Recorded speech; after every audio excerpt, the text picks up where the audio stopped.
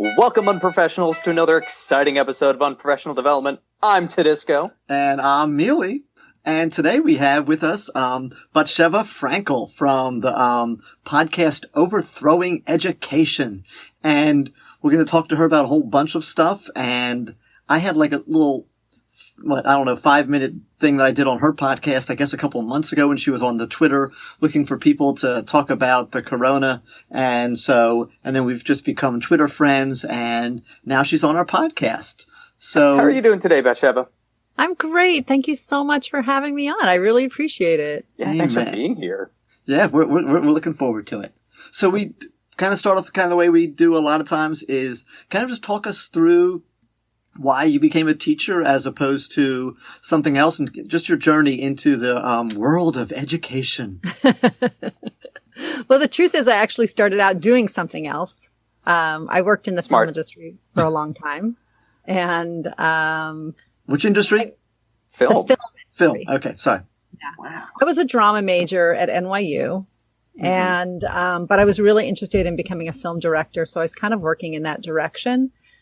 But I kind of felt like I was hitting my head up against a brick wall and I wasn't making it very far. And where I was kind of stuck, and I did some cool jobs, but where I was kind of stuck, I wasn't finding meaning in what I was doing. And I was at that age. I think I just turned 30 and I was like, I need meaning in my life. And as you know, many of my friends in their 30s kind of discovered. And so I thought, well, what else could I do that would give me meaning? And I remember being with a friend and they said, well, what do you really want to do? And I said, there's two things that I would really want to do and that I think I'd be really good at. And I said, one of them is to be a teacher and the other one is to be a radio DJ. So this was like the early 90s. Right. So when they had such things, I don't know if they still do. Yeah.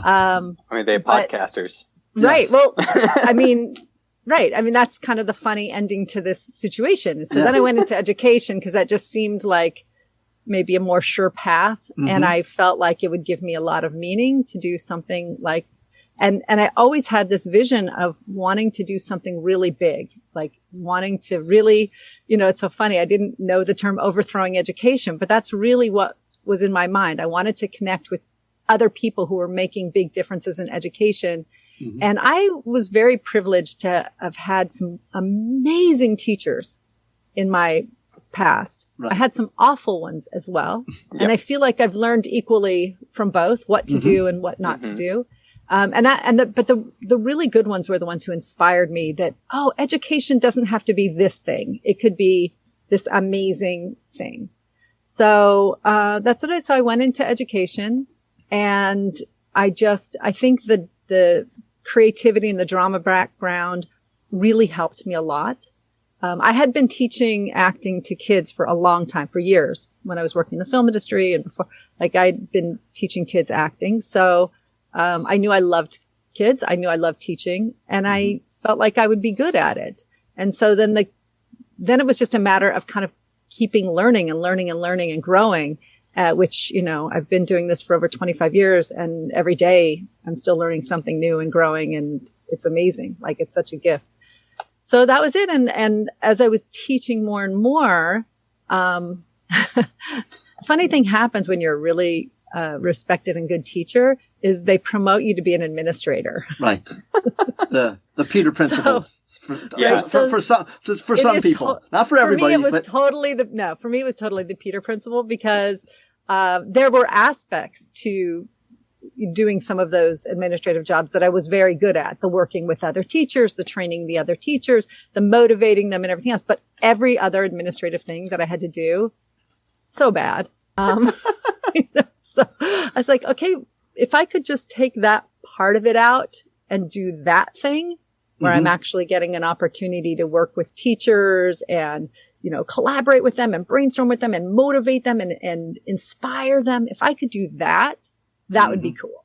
By the way, just goofy mealy, aside, one of my favorite things to do is our teacher, workroom is pretty near to where the administrators are so I'm often near their offices and I will just pop in and go, are you administrating? Is that what you're doing? That's what it felt like. I was like, like what? I don't know. Well, you're an administrator. Administrate for me. Well, the truth is my first year of teaching, and I don't know how many first year teachers feel this way, but my first year of teaching, I was like, okay, I went to NYU drama, 4 years of acting school. I can act like a teacher. There you go. And every day before class, I'd be like, it's showtime. There you go. And Get into character. That was I don't know if you ever saw All That Jazz, but Oh, that's yeah. what he would say. He'd be like, it's showtime. And that's literally what I did. I'd just be like, it's showtime. And then I'd go in and I'd be like, act like a teacher. But I was still me. It wasn't, You wake up in the morning and you stare in the mirror like Eminem psyching himself up in 8 Mile. Like, yeah, I did my rap. Right, yeah, no. As all teachers have one. It's a Yes. hard Right. Oh right. my goodness. That's my side hustle is a rap. It's where the radio DJ comes in. They can't see me because if they could see me, they would laugh even harder. For sure. They would laugh even harder. That is one of the blessings of this pandemic is this actually is the time of year. I know. Just going to look at me, give me the side eye. This is the time of year where I would have to go in and look myself in the mirror and go, okay, if you do not go in there and act like school is still happening, Right. they are ready to check out. The weather is nice. They're thinking about everything other than school. If you don't motivate yourself to go in and be focused, because it's easy when we get to May. Teachers are human beings, and we think about summer vacation already. Because this was always a struggle time for me, particularly when we get into just let's review for the test for the next 2 weeks. That last month of school is like the last lap when you're running the mile in middle school. Like every part of your brain is telling you to stop and your side hurts and you're just miserable. Yeah. That thing. Yeah. So the school I'm at now, which is Arete Preparatory Academy, isn't like that. It's the first school that I did not feel like that at the end of the year. First of all, we don't do finals. Right. We do something called symposium. Awesome. Okay. And because we do that, that's a really cool and exciting thing. And it's so different. So there's something actually really meaningful about those last couple weeks of school that everybody actually looks forward to, which is very different than trying to do finals, which nobody looks forward to. No, nor the pre-final packet. Oh, right. Or the cramming or the, trying to get all the information that's going to be on the final. We don't do any of that. Yes. So that's helpful. I find that really fascinating because that kind of blows my mind. I can't even, it's tough to even comprehend that because that's just so outside of my understanding of education. So, I know when I'm looking through my data from finals, I know I'll see students and I'll look at their scores. And for a lot of them, I'll think well, that doesn't make sense. They should have scored higher. They should have scored lower. And, or that they just weren't trying or they got, lucky and guessed something. It was just C more times than not. So when you're looking at their symposiums, how do those grades work? And then do you see them matching up with where you predicted your students would have landed? So those are two different things because symposium is a school-wide thing that we do. And it's it's almost like a separate class. We do it twice a year, once when it would be typically midterms for many schools and then finals. And it's actually not necessarily related to the content from everybody's classes. It's its own kind of thing. Basically what happens is, it's like an academic conference that the students put on, basically. So it's usually 2 to 3 weeks and there's kind of an overriding topic or idea. And within that, each student gets to pick a particular topic that they're interested in. And then they write usually we do them, every single one is different. So it's really cool. And it keeps them interested and excited. And oftentimes the students get to help plan them. So then they write an analytical paper or some kind of written piece that they have to research and analyze. And we take them for the students who need it step by step, how to do this. So by the time they've done 4 years at our school, writing a college paper is a piece of cake because they really know how to do it. But they also do a creative presentational piece to it. So, and that can have many, many different forms. They could be, it could be a frontal kind of interactive, no PowerPoints. We don't allow PowerPoints. Or it might be something like curating a room that when you walk into that room, it's like a museum of that topic or idea. And sometimes it's things like a game that they have to create a game that in the playing of that game, people will understand their thesis idea. Oh, wow. So it's deep and rich learning. So instead of actually stopping the learning to cram for a test that they won't remember anything of, they actually deepen learning. Now, for individual classes, we don't do a lot of tests and quizzes. We do a lot of authentic assessments. So I can really tell when a student, from their assessment, I can really tell whether they understand the material on a deeper level or not. Much more. In my earlier years, I did tests and quizzes. So it's not like I've never done that. I know Right. I can see the difference. And I used to always mix it up. I didn't even realize that there was this term, creative assessment or authentic. I don't even know if I knew the word assessment at the beginning of my teaching career. I just did, I knew you were supposed to give tests, but even my tests were really wacky. Sometimes they were really goofy. So I just kind of always did that. And then I realized this is such a better way. When I did have to go back to the traditional tests and quizzes, I saw that I got so much more out of the students, especially the students who aren't good at taking tests. Mm-hmm. Whenever I'd offered some kind of other kind of assessment, I'd be like, that kid knows a lot. I had no idea they knew so much, because on the test, they totally blew it. So that's why I have a hard time with things like finals or any kind of test, because I don't think that they're really accurate assessments of what a student really knows and learns and understands. So walk us through one concrete example of an assessment, and one that you think is doable for a decent amount of range of teachers that could say, okay, that I can assess this way. Oh my goodness. I have so many. I'm trying to think of what the best example would be. I'm going to give you can I give you a few? Just sure. Go and anybody who wants to know more about this, anybody who wants to know more about any of these things can contact me personally, and I'll be happy to share any ideas. I give workshops on this all the time of how to develop authentic assessments and creative assessments. So here's a couple of examples. One of them is teaching the glass menagerie. I have students, they have to, in groups, write a self-help magazine as if it was geared towards the characters of Glass Menagerie, since they all have many problems. So they have to figure out how to help those characters. So I can tell if they understand the relationships between those characters and what their issues are. I can tell all of that. Mm-hmm. And they love doing it, and it helps them with their writing. I can see how's their writing. Can they write in different forms? There's creativity involved. There's visuals, like they have to have ads that the characters would have, that would relate to the play. Right. So I can tell, did they understand all the different things in the play? Because I can look at their ads. And it's such a more interesting way for them to express what they know. Another one that I loved. I did one for Macbeth where I gave I do a couple things for Macbeth, but one year I gave Take notes to this, go. Right. Okay. Well, here's some things for next year.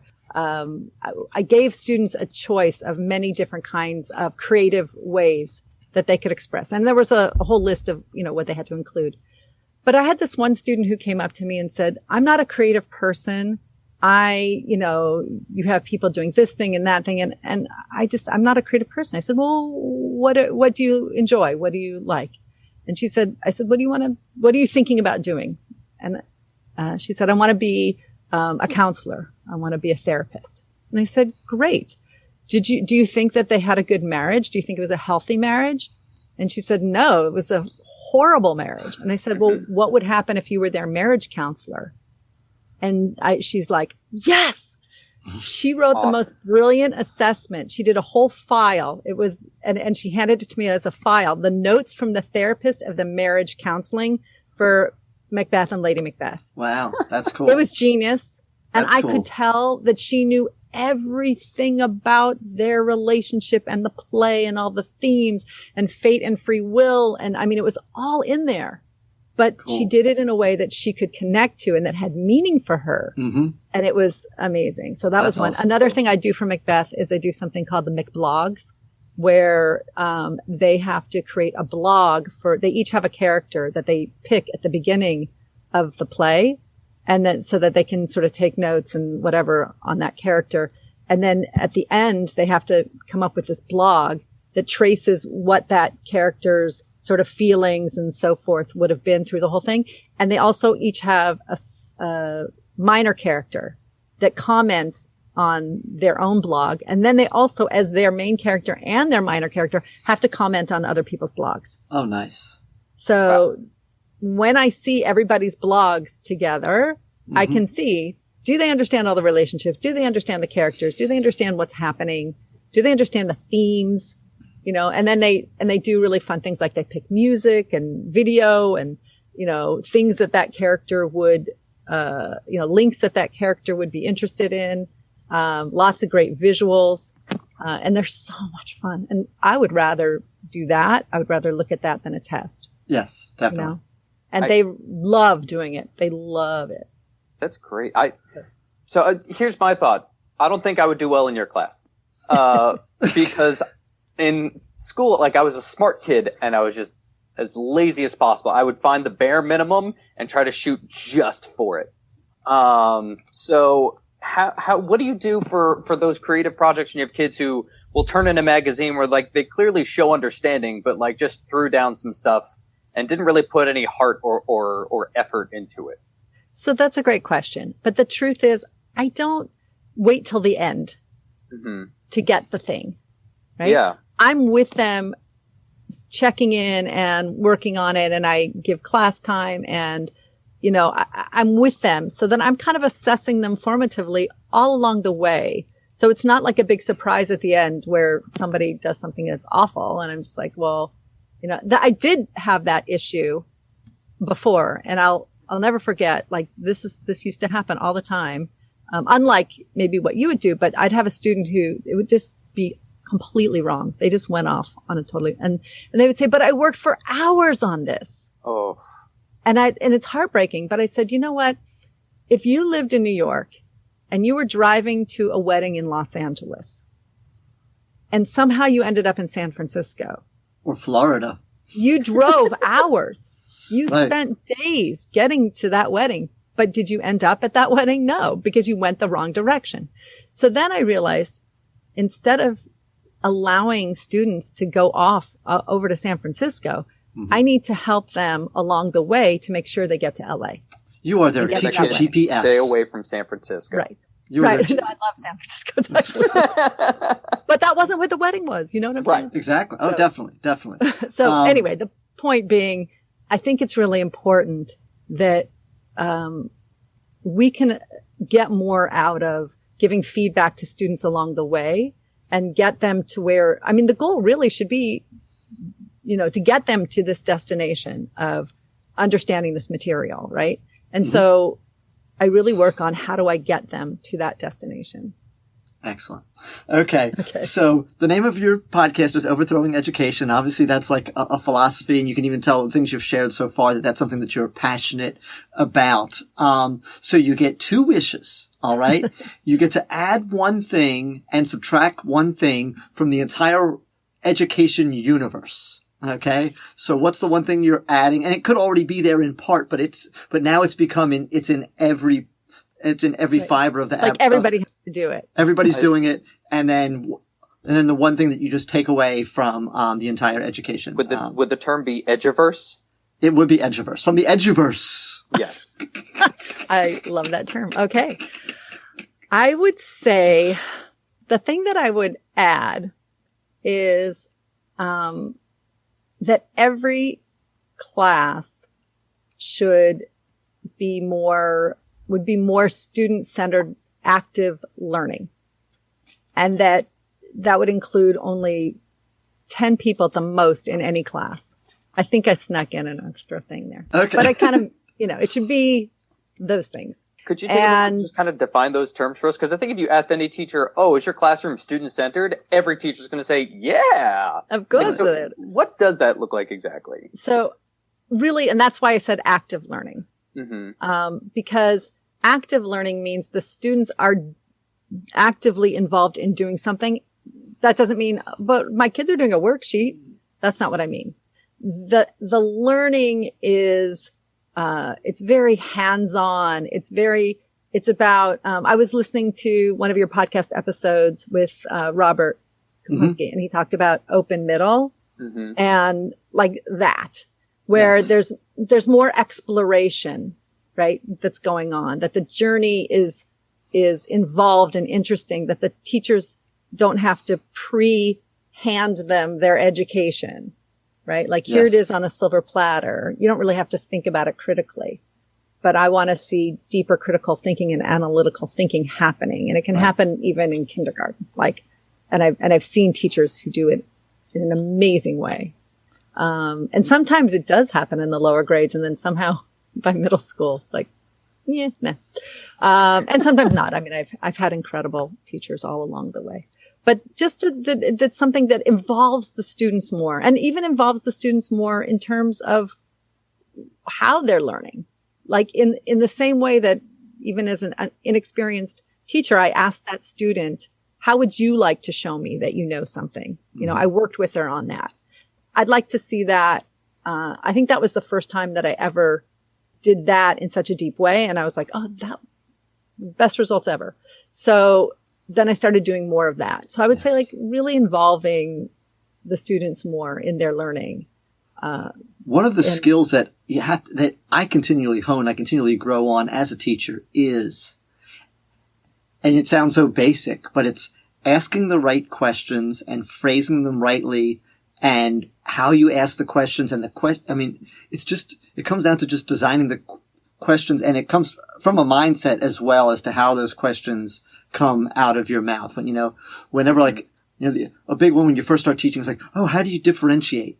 And it's like, the biggest way I differentiate now is in the words that come out of my mouth, how many clues, how many lack of clues, and what I'm doing in terms of that student individually, and where they are in terms of their understanding the material, and how I ask this question. Yeah. Yeah. It's funny that you said that, because one of the things that I created was a method of asking different kinds of questions, of helping teachers to ask a wider variety of kind of question. It's called lenses of questioning, because it different kinds of questions that a teacher could ask will relate to different kinds of kids. It's perfect for differentiating. But then I go a step further, and the teachers then teach this methodology to the students to get them to learn how to ask a wider variety of kind of question. So that to me it's great. And then I also gamify it, because I have to gamify everything. To me, that's what you're saying is crucial, to be able to figure out. And that's why I came up with a methodology to really help teachers be able to do that and to help students be able to do that. So yeah. Awesome. That was the one thing. And then you said the thing that, I would take away from the Eduverse. You could probably guess from, it's a toss up, I would say, but, I'm going to go with, traditional grades, traditional grading. Okay. I think that there would be a multitude of great things that would happen if we stopped grading in that traditional way and focused on feedback on all the skills and knowledge and understanding and everything, versus, just slapping a grade on stuff. Awesome. And ranking and judging and, yeah. all those. And I know that's like a whole other podcast that we could really get into because, I don't know if you've listened to the episode where Tedisco and I debate, ability versus effort, but it's like a little bonus episode that, we've gotten a lot of, speaking of feedback on, where we discuss, and the handicap in that episode when we were talking about it is the actual grading system. Cause kids, what does a B mean? A B can mean a really smart, lazy kid, or a really challenged, super hardworking kid. So when that B on there does not really tell anybody very much when they look at that grade about that kid. And I learned that from, all the years of teaching, that I would have this kid who was when I was still doing traditional grading, and I'd have this kid who was so amazing, And yet the grade didn't reflect that. Or I had kids who got A's who I don't think they really understood.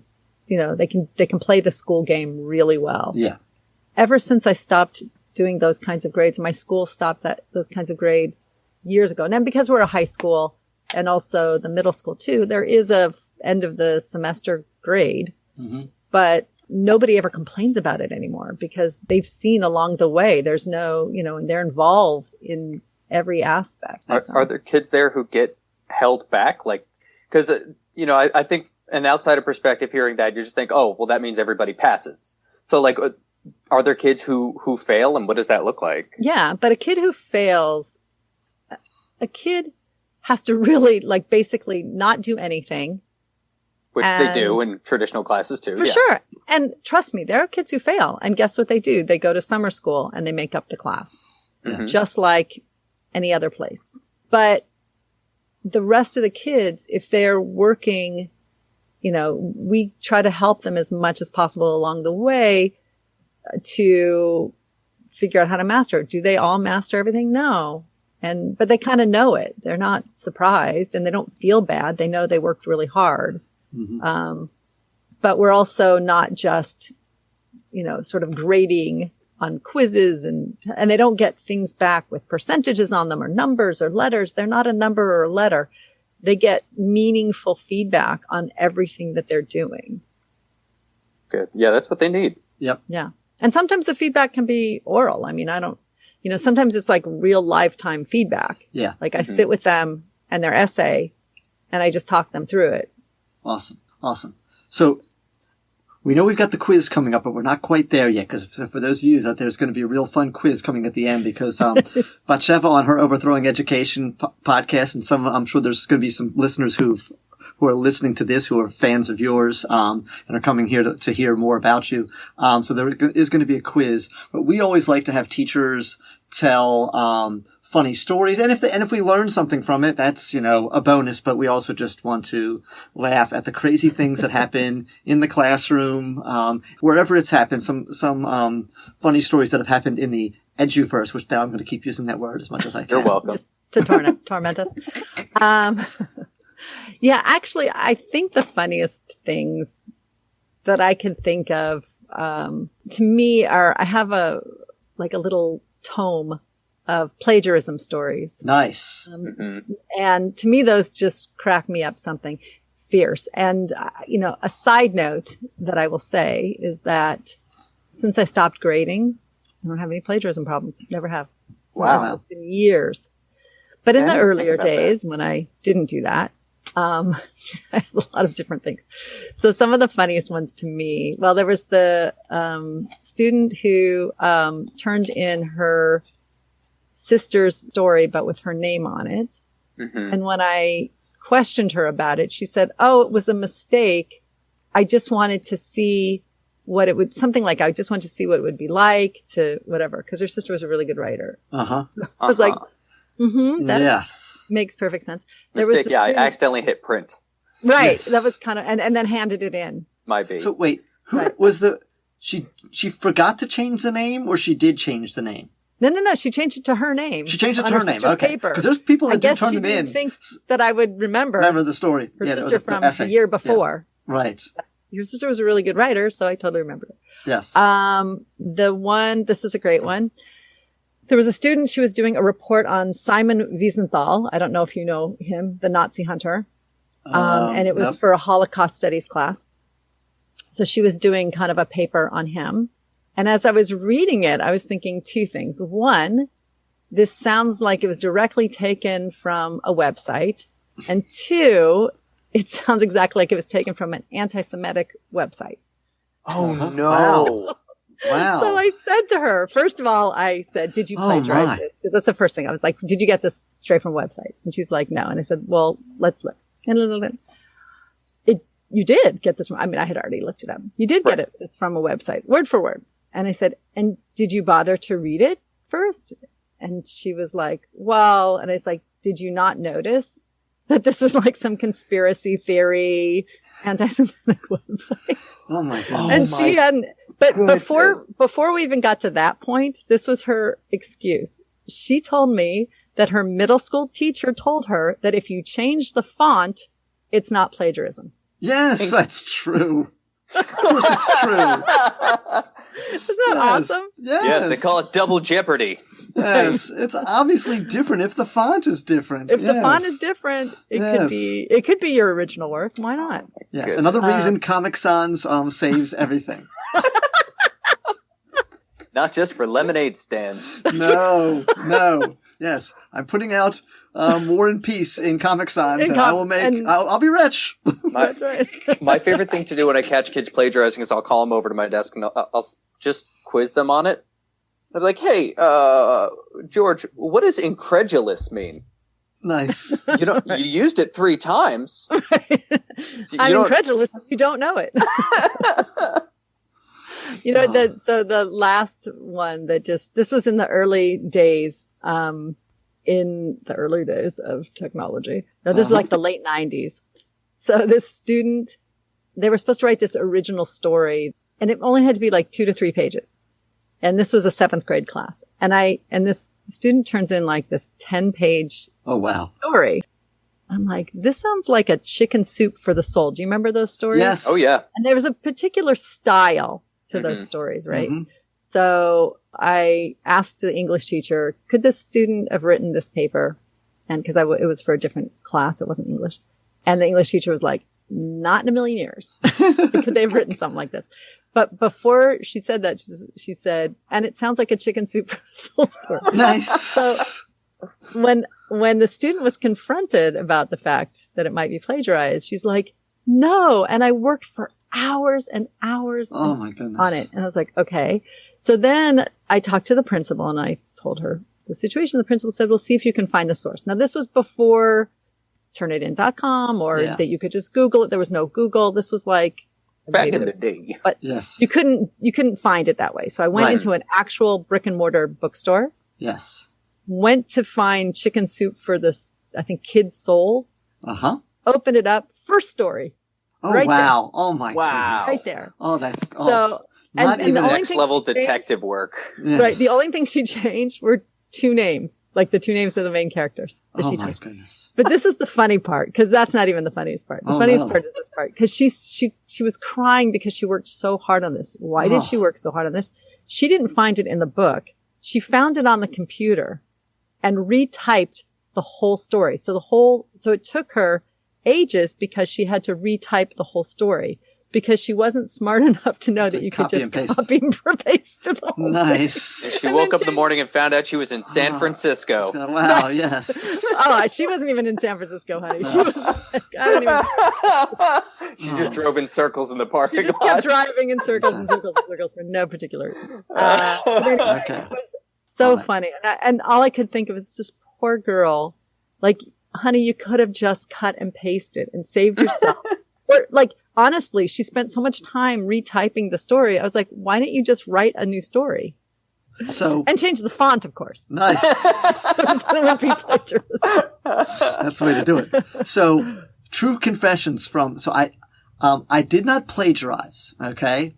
But multiple times when I was, I think I did it in high school, but I know I definitely did it in college. So the requirement for a paper would be that you had 7 sources or 10 sources. Like, I'm sure you guys had college class. Like, you had to write this paper and you had to have this many sources. I didn't want to have that many stupid sources. Okay. And I guarantee I can't be the only one that did this, but I might be the only one here that's done this. So I would, and this is, mostly pre-internet that I was doing this as well. I would go to the bibliography of source A, and then I would use their sources as additional sources. And I would take one of the quotes that was from the book I was actually reading or whatever magazine, and I would attribute it to the secondary, or tertiary source that the other person had used as their source. So I would get my, 10 sources. And the nice part was it was already, this is obviously pre, the internet doing the bibliography form, which I hated that. Oh my That's gosh. stupid. Like you have to learn all these rules. It's so stupid. So stupid. But so I'm like, it's already in the form, and write things italicized and underlined and quoted and paged. Perfect. Yeah. So I would definitely do that. Yeah. I was really hoping that you were going to say that you made up sources. Oh no, I didn't that go would have been far. awesome. That would be nice. Here's what I did. I do have something related to that, but go ahead, Tedisco. I assume I went to college at some point after you. Yes. Much after me, I'm sure. Yes. So what I would do is I would just Wikipedia it and just scroll down to the Wikipedia sources. Nice. Yeah, no, I was going to suggest that. Yes. Yes. Yeah. That's good. I mean, And actually, I still suggest that to my students. And to this day, I also, whenever I assign essays, my kids are like, how many pages? And I'll tell them I don't care. Nice. I don't set a page number because the only thing that changes is their font.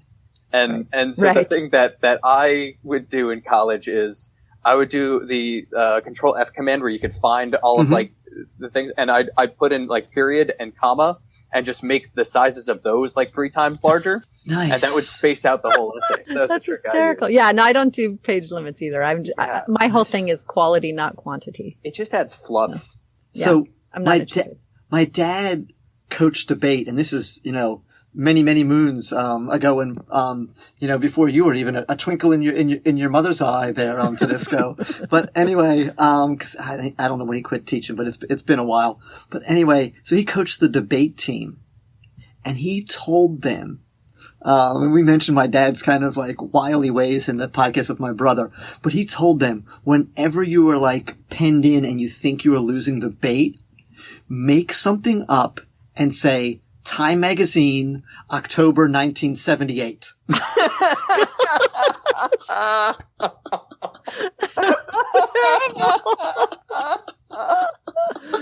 Oh my goodness. No one's going for that. No one has any. No one has, and boom. What, are they going to look it up? Yes, exactly. That's not happening. So let's you just pause the debate so I can buy a Time Magazine. Yeah, let's just make up some point and make it sound good, and then just say Time Magazine, October 1978. Sound a lot like chicken soup for the kid's soul. There you go. But as long as you have that, the good thing about that is that you have that you're not fumbling for the source. I know it's always going to be October 1978 and it's Time Magazine whenever I make something up. So that part flows off the tongue. Right. Just don't make up 5 things in a row. Right. Right. And to the same judges, because they're like, wait a minute, what issue? I got to get that one. It's got a lot of good stuff. Okay. So now comes the time for the quiz. All right. So to kind of prep us for this.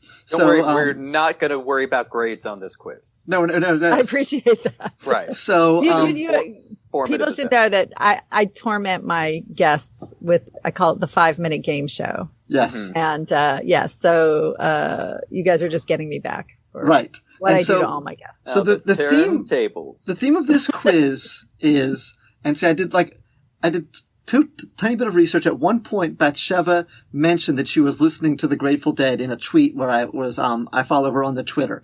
And so I quizzed to see how much of, by the way, I told Tedisco didn't know that we just refer to each other as heads, that you don't say, if you say deadhead, then you're not one. If you say head, then you are one. Okay? So, but anyway. I think I'm in for some trouble, but I'm looking so this is trouble ahead. We're trying trouble ahead. Very nice.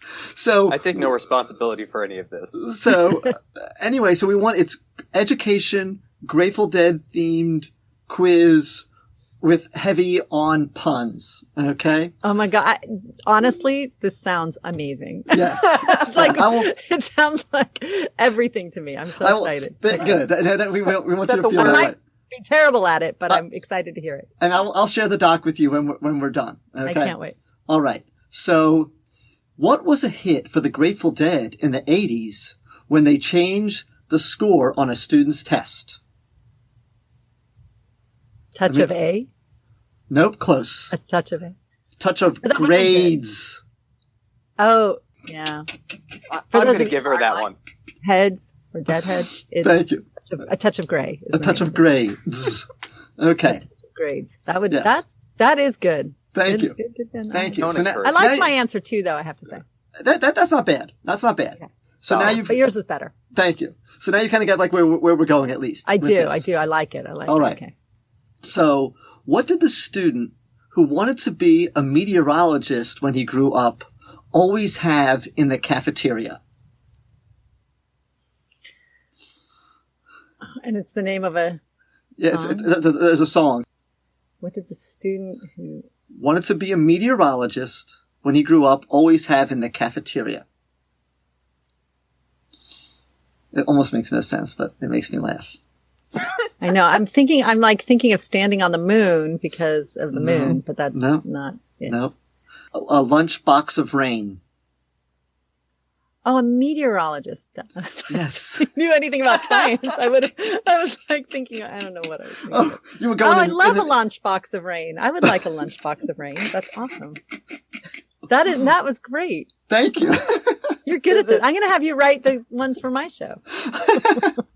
All right. So if Phil Lesh wrote an education book advocating that we return to stressing fundamentals, it would be called... He wrote an education book stressing we return to fundamentals. And Phil Lesh wrote it. No, I'm still thinking of the song Box of Rain. No. No. Go in another direction. Phil Lesh wrote... I made these too hard. You did, but I'm excited by it. It's great. Can I get a clue? I give my guess a clue. I just want you to know. Sure. Back to basics, but yes. Oh, and what okay. does Phil Lesh play? What instrument does Phil Lesh play? Oh my gosh, he plays the bass, people. That was too hard. Back to Maybe bass. this one's easy. I don't know. Okay. I don't think this one is. You don't think this one's easy? No. What is the part of your first aid kit that you took from your mother's brother? Something about Uncle John's. Yes? It's in your first aid kit. Band-Aid. Uncle John's Band-Aid. Yes! I got one. Yay. The impossible that was quiz. good. I like that. Thank you. This one might be easy too, I think, even though I think there's multiple answers that we'll accept for this one, because I didn't quite know how to write the answer. If my grandma and your grandma get extended time when they're sitting by the fire, what form will be sent to all their teachers so they can sit there all day? So my grandma and your grandma get extended time when they're sitting by the fire. What form will be sent to all their teachers so they can sit there all day? Well, it's Iko, but IP. Yes, IEP. IEP. Oh, Yes. Something like that. Nice. See, I got that one. Yes, you did. I was on the right one. Yes, you did. Okay, we got two more here. Yeah, and I'm glad nobody could see that I was actually dancing as you were saying that. So, you can't see that. All right. What album did Mealy used to teach his students to add up creepy alligators? So it's an album, and you would use this to teach your students to add up creepy alligators.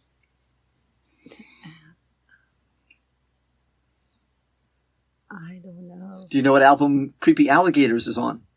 No. Okay, that would have helped. So it's Anthem of the Sun. Oh, that's so good. I mean, I know the album Anthem of the Sun, but I don't have it. Okay. So I didn't know. I don't know that song, Creepy Alligator. It's not one of their gold albums.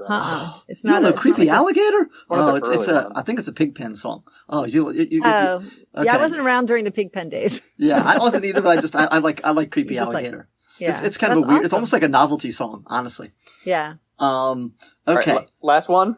Yes, it's the last one, and so Tedisco wrote this one, and then I reworked it to make it a little more education-y. Oh. So in in PE class, gym class, what did the teacher say to the team who was leading in kickball 92-20? And the answer is a Grateful Dead album, by the way. See, I was thinking of Nothing Left to Do But Smile, Smile, Smile. But no, that's good. That's not an album. That's they say to the losing team. Right. Yeah, that's true. That's true. Okay, so the kickball team is like killing it. Winning 92-20. That's important. Do I have to do math? Yes. Okay, so 92 minus 72. Oh, well, they were in 72 is the album. With the ice cream cone. Uh-huh. What's it called? Something 72. Europe 72. Yes. Yeah. Yes. You're up 72. You're up. Yeah. You are You're up. up. Oh my gosh, I'm serious. I love a pun like that. Other people are probably groaning and moaning. Oh, yes. Definitely. Yes. They're We might need to put in a writhing. disclaimer to that you only have to listen. You don't have to listen to these last 5 or 6 minutes Right. unless you're really. If you've made it this far, God bless you. You're either a Grateful Dead fan, a pun fan, or just a huge. And I happen to be both. So yes. I'm still kind of in awe of that last one. I really love that. Plus, Yes. you made me do math. All right. All right. And, Good, guys. and because you won, we're going to donate some used gum. So, Awesome. yeah. See, on my show, when the guest wins, they get an Overthrowing Education mug. Yes. So do I get are you going to send me one of your mugs or something? I do have a bumper a sticker. clean one. On your car? I don't want you to peel it off. No, it's in the car. It's sitting. Slightly used. No, it's in the floorboards. No, it hasn't been used. It hasn't been used. Oh, okay. I'll take an unused. Okay. Sure. Okay. We'll That'd be send that great. out to you. Thank you. Okay. All right. So I think that wraps it up, right, Tedisco? We can't go anywhere from there. No. So Batsheva, for those of us, those of our listeners who are meeting you for the first time, where can they find you online? My website is overthrowingeducation.com. You can find also the school is areteprep.org, and it's ARETE prep.org. And you can write to me at Batsheva, which is BATSHEVA. And we'll link it all in the show notes to You'll make it have easy. it there too. And that's at overthrowingeducation.com. And you can tweet me at overthrowinged. All right. And then listen to the podcast. And they can listen to the podcast on any platform there is. Right. It's a great podcast. It's a lot of fun. All right. So, and everyone else, just stay unprofessional.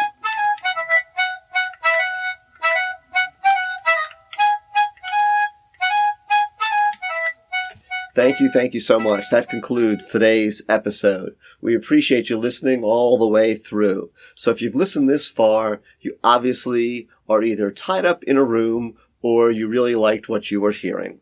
So please share this podcast with your friends, with your neighbors, on your social media. Please click subscribe if you are listening to it on some type of app where you can subscribe. Also, please follow us on Twitter. Unprocast. We are at Unprocast now on Twitter, so you'll get episode information and random stuff.